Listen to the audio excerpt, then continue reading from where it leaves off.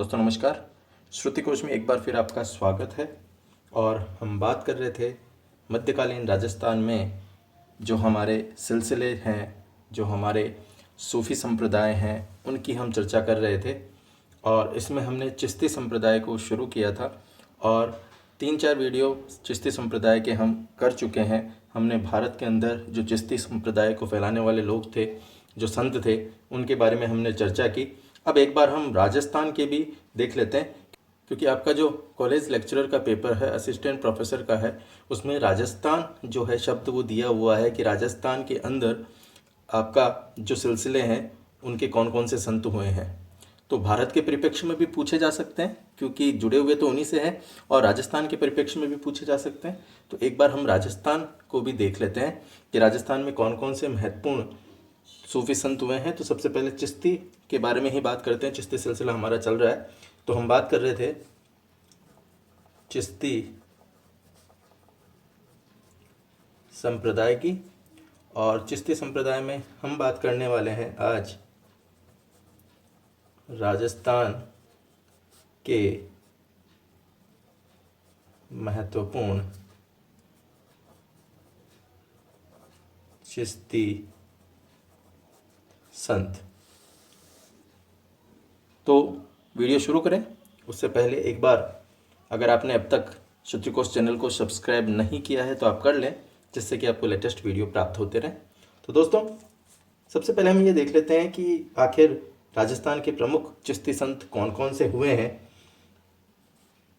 तो इनमें ख्वाजा मोइनुद्दीन चिश्ती, हमीमुद्दीन नागौरी, शेख फरीदुद्दीन महमूद, ख्वाजा मखदूम हुसैन नागौरी, इसके अलावा शेख अब्दुल कादिर, इसके अलावा शाह गुलाम इमाम, शेख बुरहान चिश्ती। ये प्रमुख राजस्थान के प्रमुख चिश्ती संतों के अंतर्गत ये आते हैं। तो दोस्तों इससे पूर्व के वीडियो के अंदर हम जो हैं वो ख्वाजा मोइनुद्दीन चिश्ती के बारे में चर्चा कर चुके हैं, हम हमीमुद्दीन नागौरी के बारे में चर्चा कर चुके हैं। अब नेक्स्ट हम बात करते हैं दोस्तों शेख फरीदुद्दीन महमूद की। तो आइए शुरू करते हैं हम शेख फरीदुद्दीन महमूद, जिन्होंने राजस्थान के अंदर चिश्ती शाखा को आगे फैलाने का काम किया। तो दोस्तों शेख फरीदुद्दीन महमूद ये शेख हमीमुद्दीन नागौरी के पौत्र थे। इनके पिता का नाम शेख अजीजुद्दीन था। शेख हमीमुद्दीन नागौरी के ये आध्यात्मिक उत्तराधिकारी माने जाते हैं। आध्यात्मिक उत्तराधिकारी ये माने जाते हैं शेख फरीदुद्दीन महमूद। और शेख हमीमुद्दीन नागौरी के मलफूजात क्या होते हैं दोस्तों? मलफूजात होते हैं जो उच्चारित प्रवचन हैं, उच्चारित प्रवचन। तो शेख हमीमुद्दीन नागौरी के मलफूजात को यानी उच्चारित प्रवचनों को इन्होंने संग्रहित किया,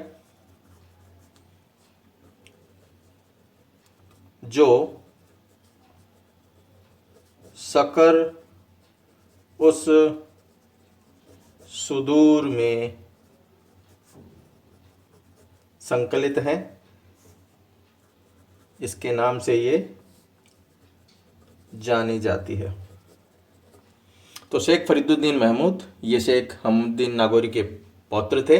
इनके पिता शेख अजीज़ुद्दीन थे। शेख हमउद्दीन नागौरी के ये आध्यात्मिक उत्तराधिकारी माने जाते हैं।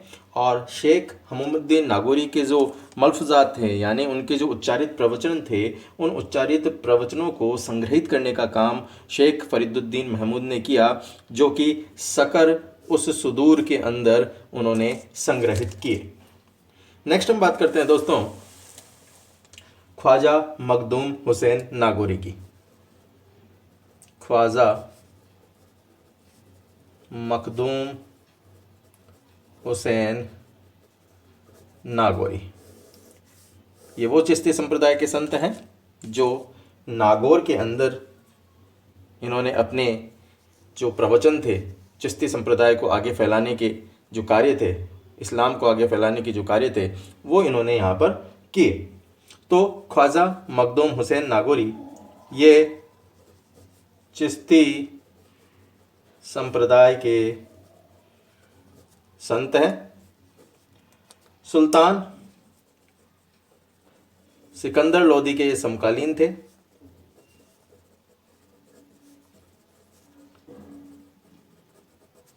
सुल्तान सिकंदर लोदी के समकालीन थे, जो 1489 से 1500 के मध्य जो जिनका शासन रहा, तो उनके ये समकालीन थे। इनके पिता का नाम शेख खालिद था और इनके दादा का नाम शेख निज़ामुद्दीन था। दोस्तों इनका पूरा नाम कमालुद्दीन हुसैन था, लेकिन ये विख्यात किस नाम से थे? ये थे विख्यात ख्वाजा मखदूम हुसैन नागौरी के नाम से। तो ख्वाजा मखदूम हुसैन नागौरी के नाम से ये विख्यात थे। ये शेख हमउद्दीन नागौरी के शेख हमीमुद्दीन नागौरी के आध्यात्मिक उत्तराधिकारी माने जाते थे। दोस्तों नागौर में पैगंबर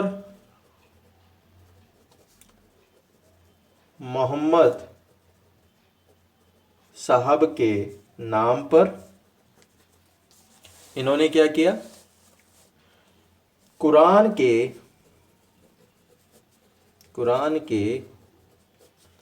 30 जो ग्रंथ हैं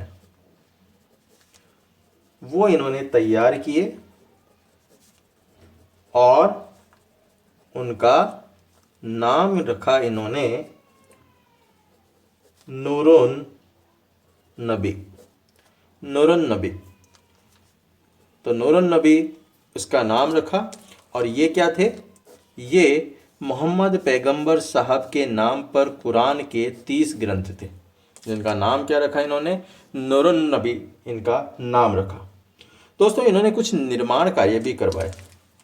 तो इनके निर्माण कार्यों के अंदर क्या क्या चीज़ इन्होंने निर्माण करवाई? इन्होंने निर्माण करवाया रसूल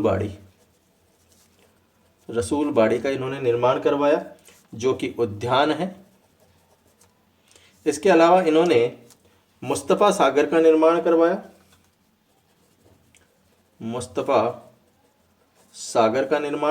जो कि हौज़ है।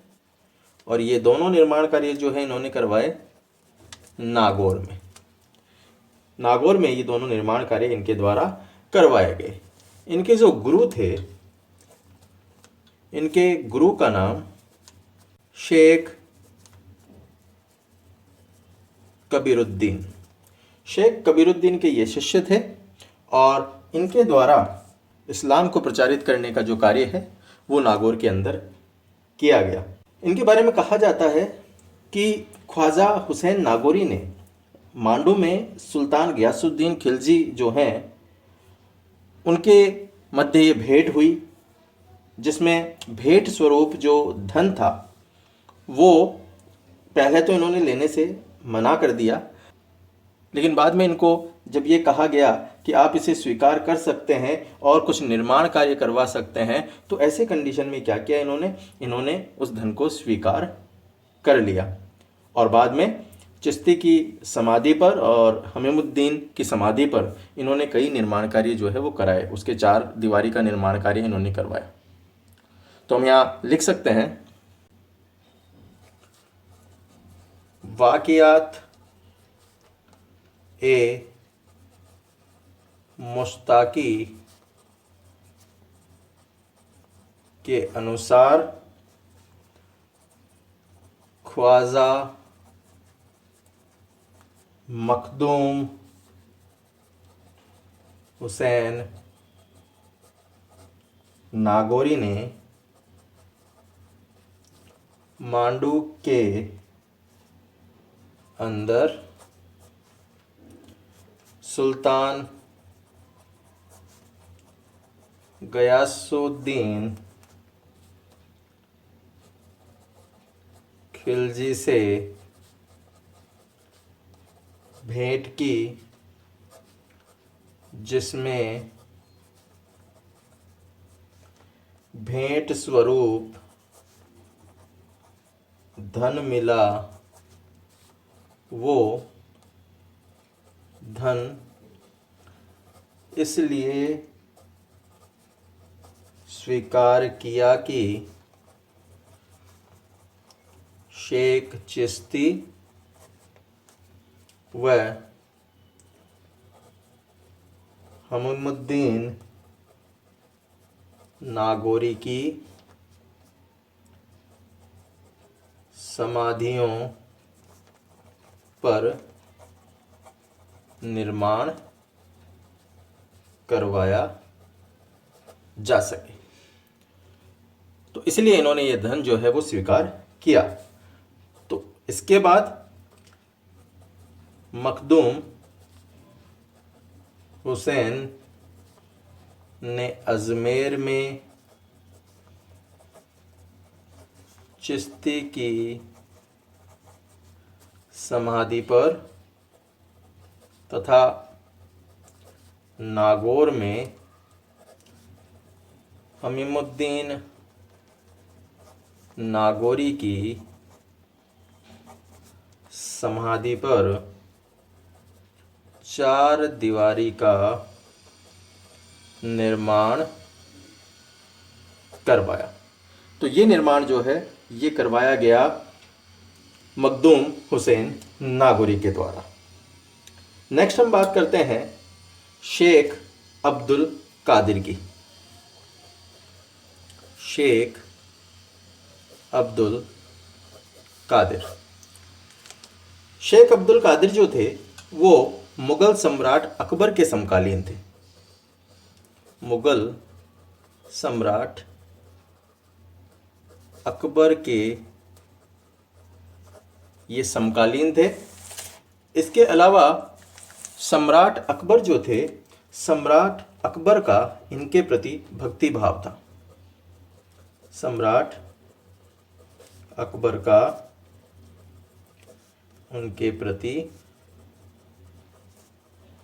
भक्ति भाव था और इसीलिए अकबर ने 9 रजब हिजरी सन 988 यानी ये 1580 ईस्वी की बात हम कर रहे हैं।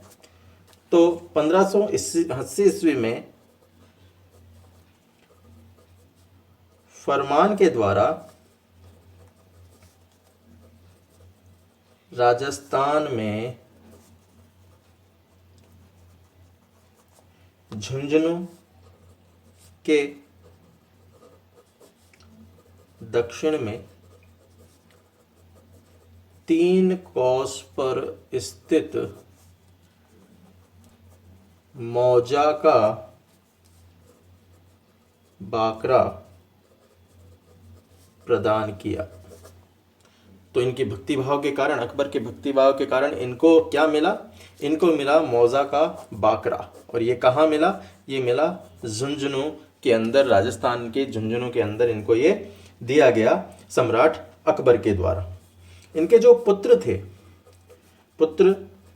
एक पुत्र का नाम था इनका शेख अब्दुल मजीद, और अन्य एक पुत्र का नाम था शेख कमालुद्दीन। ये इनके पुत्र थे। शेख जो अब्दुल मजीद हैं, इनकी संतान नागौर में, और इन्हें फूल महल वाले कहा जाता है। फूल महल वाले इनकी संतानों को कहा जाता है। और शेख कमालुद्दीन जो है, इनकी संतान कहाँ कहाँ रही? झुंझुनू, सिक्कर और फतेहपुर में। यहाँ पर इनकी संतान जो है वो रहीं, और उनके द्वारा इनके वंश को आगे चलाया गया। नेक्स्ट हम बात करते हैं शाह गुलाम इमाम। शाह गुलाम इमाम, इनका उपनाम शेख मानो भी इन्हें कहा जाता है। इनकी मृत्यु 14 जिलहज हिजरी सन 1208 यानी 1793 ईस्वी में हुई। और इनकी समाधि, जिसे क्या कहा जाता है? मज़ारे मुबारक भी कहा जाता है, इनकी समाधि सिंघाना में है। नेक्स्ट हम बात करते हैं गुलाम मोइनुद्दीन। गुलाम मोइनुद्दीन, गुलाम मोइनुद्दीन इनका उपनाम बादशाह जी, और इनकी जो समाधि है वो समाधि है पाली में। नेक्स्ट हम बात करते हैं शेख बुरहान चिश्ती की। शेख बुरहान चिश्ती, शेख बुरहान चिश्ती के बारे में कहा जाता है कि शेख बुरहान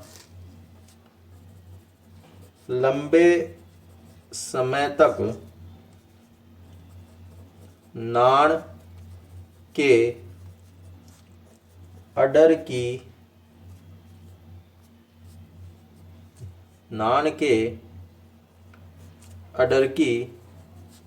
के तकिए यानी मठ में रहे। बाद में कहाँ चले गए? ताला धोला चले गए, जो कि नान अमृतसर के अंदर ही है। वहाँ पर ये चले गए और वहीं पर इनकी दरगाह है, ताला धोला नान अमृतसर। यहाँ पर इनकी दरगाह है। और इनके जो अनुयायी, वो अनुयायी हैं इनके पन्नी पठान इनके अनुयायी है। और इनके अगर शिष्य की बात की जाए, परम शिष्य की, तो ये परम शिष्य है इनका कुतुबन। तो ये शेख बुरहान चिश्ती जो काफ़ी समय से नान के अंदर रहे और उसके बाद ये ताला घोला चले गए। ताला धोला के अंदर ही इनकी जो दरगाह है वो बनाई गई है। तो ये है राजस्थान के कुछ महत्वपूर्ण चिश्ती संप्रदाय के संत जिन्होंने चिश्ती संप्रदाय को आगे बढ़ाने का काम किया। अब कुछ एक दो महत्वपूर्ण तथ्य और रह गए हैं जिनके बारे में हम बात कर लेते हैं, जो चिश्ती संप्रदाय से जुड़े हुए हैं। पहला तथ्य ये कहता है कि जो ख्वाजा साहब थे, ख्वाजा मोइनुद्दीन चिश्ती, इन्होंने अजमेर में अपना स्थायी निवास बनाया और उसके बाद वृद्धावस्था में 2 विवाह किए इन्होंने, जिनमें से जो दूसरा विवाह किया था इन्होंने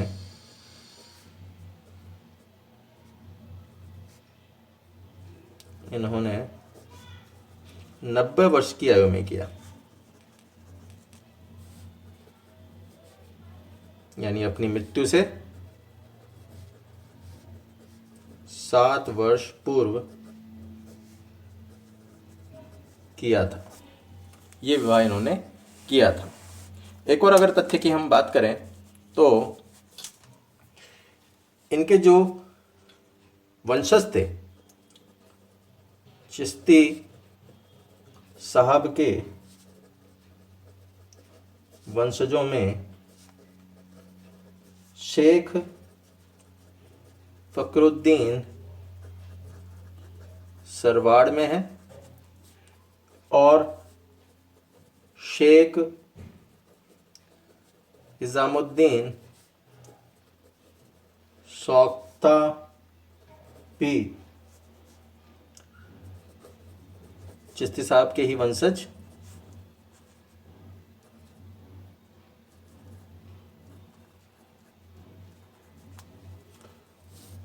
जो कहाँ पर है, सांभर में अध्यात्म के स्रोत के रूप में कार्य कर रहे हैं। तो ये इनके ही वंशज। एक और तथ्य यहाँ पर मैं हममुद्दीन साहब का भी आपको बताना चाहूँगा। दोस्तों, जो हममुद्दीन नागौरी थे उन्हें मांस से काफ़ी घृणा थी और इसीलिए उन्होंने कहा था कि साहब मैं जब मेरी मृत्यु हो जाए, इंतकाल मेरा हो जाए, तो उसके बाद कोई भी प्रसाद के रूप में या किसी भी रूप में मांस का जो है वो सप्लाई ना करे, किसी को भी भोजन ना कराए मांस की। तो ये किस में लिखा हुआ है? ये लिखा हुआ है सुरूर उस सुदूर में, या इसके अनुसार शेख हमीमुद्दीन को मांस के प्रयोग से इतनी घृणा थी कि क्या किया इन्होंने, मृत्यु के बाद अपनी आत्मा की शांति के लिए भोजन वितरित करते समय मांस से बना किसी भी तरह का भोजन इस्तेमाल न करने के लिए न केवल अपने संतानों को बल्कि अपने शिष्यों को भी मना कर दिया। शिष्यों को भी चेतावनी दे दी इन्होंने कि भाई आप मेरी जब मृत्यु हो जाए तो उस समय किसी भी प्रकार के मांस का ना तो उपयोग करें, ना ही किसी को भोजन के रूप में ये करवाया जाए। तो ये थे दोस्तों चिश्ती संप्रदाय के महत्वपूर्ण संत। हमने भारत के परिप्रेक्ष्य में भी बात कर ली है, हमने जो राजस्थान का परिप्रेक्ष्य था उसके बारे में भी हमने बात की है। तो ये हमने चिश्ती संप्रदाय को करीब करीब सारा हमने कवर कर लिया है।